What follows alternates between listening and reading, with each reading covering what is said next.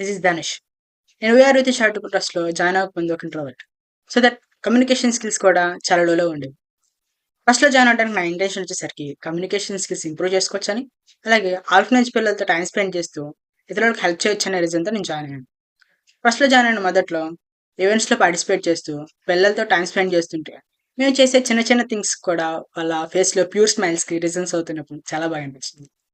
And gradually నా active participation చూసి గుంటూరు బ్రాంచ్‌కి సెక్రటరీగా అపాయింట్ చేశారు. యాజ్ ఎ సెక్రటరీగా నాకు బేసిక్ నాలెడ్జ్ ఉన్నప్పటికీ, అన్నయ్య వాళ్ళ గైడెన్స్‌తో నా వర్క్స్‌ని ఫుల్‌ఫిల్ చేసేవాడిని. సెక్రటరీగా ఉన్నప్పుడే how to deal with different people and how to accept the rejections అనే వాటిని నేర్చుకోగలిగాను. ఫస్ట్‌లో జాయిన్ అయిన మొదట్లో ఫస్ట్ ఆఫీస్‌లో కొటేషన్ అబ్జర్వ్ చేశా. గ్రోయింగ్ బై లిఫ్టింగ్ అదర్స్ అని. అప్పట్లో నాకు అర్థం కాలేదు. బట్ ఇప్పుడు నా ప్రెజెంట్ ఎబిలిటీస్ అండ్ స్కిల్స్‌ని ఫస్ట్‌లో జాయిన్ అవ్వకముందు నా యొక్క ప్రీవియస్ వర్షన్‌తో కంపేర్ చేసి చూసినప్పుడు నాకు అర్థమైంది. దే రియల్లీ మీన్ ఇట్ అని. నా కమ్యూనికేషన్ స్కిల్సే కాదు, observation management and leadership abilities కూడా ఇంప్రూవ్ అయినట్టు బాగా అబ్జర్వ్ చేశాను. Now I'm recently appointed as a divisional vice president. ఇక్కడి దాకా రావడానికి నాకు 10-11 మంత్స్ పట్టింది. అక్కడి దాకా వచ్చినందుకు చాలా హ్యాపీగా ఉంది. But I'm not really satisfied what I have got and what I have learned.